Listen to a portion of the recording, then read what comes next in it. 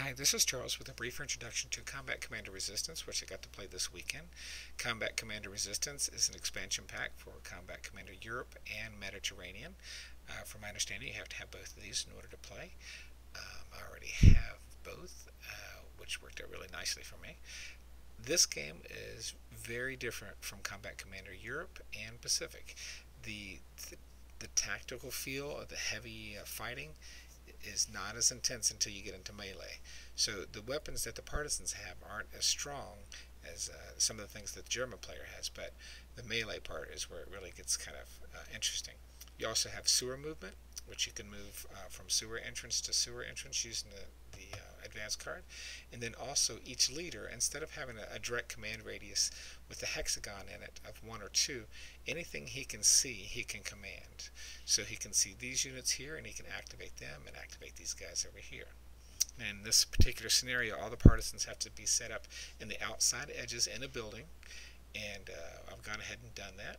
And then we'll draw 9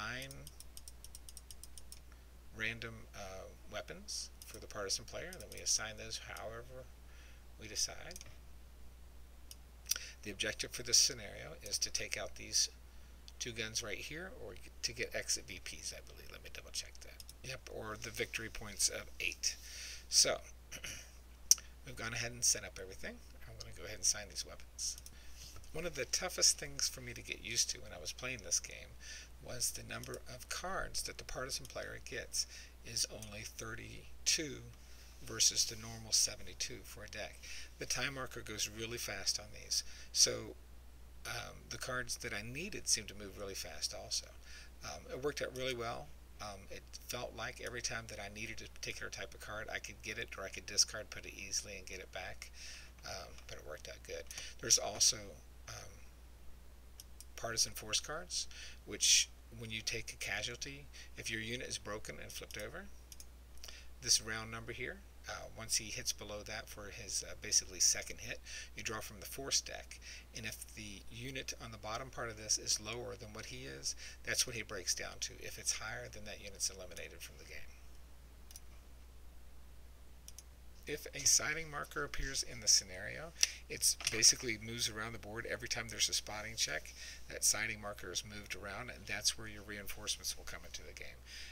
This was fun. It was also very tough for me as the partisan player, because I would place my reinforcement spot, and then it would be moved around for me to different locations, sometimes not where I exactly wanted it to go. But it plays very similar to Combat Commander Pacific. So there's a couple cards here that you want to be aware of. The advance card lets you move from one sewer hole to another. If your unit is on that sewer hole, you play in advance order, and he can pop up to any sewer on the board there, which is nice. There's also mustering cards. Mustering cards let that specific type of unit upgrade if that unit type is available.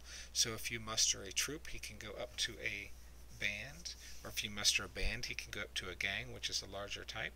But it also can slow down your movement type here.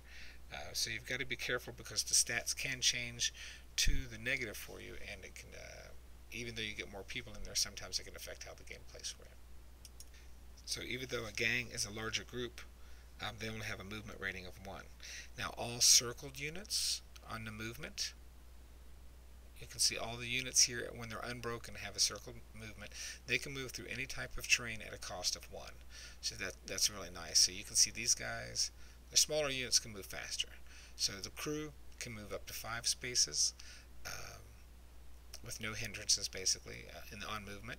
But a troop will slow down, and then a band looks like it's about 2, and then a gang can only move 1 space.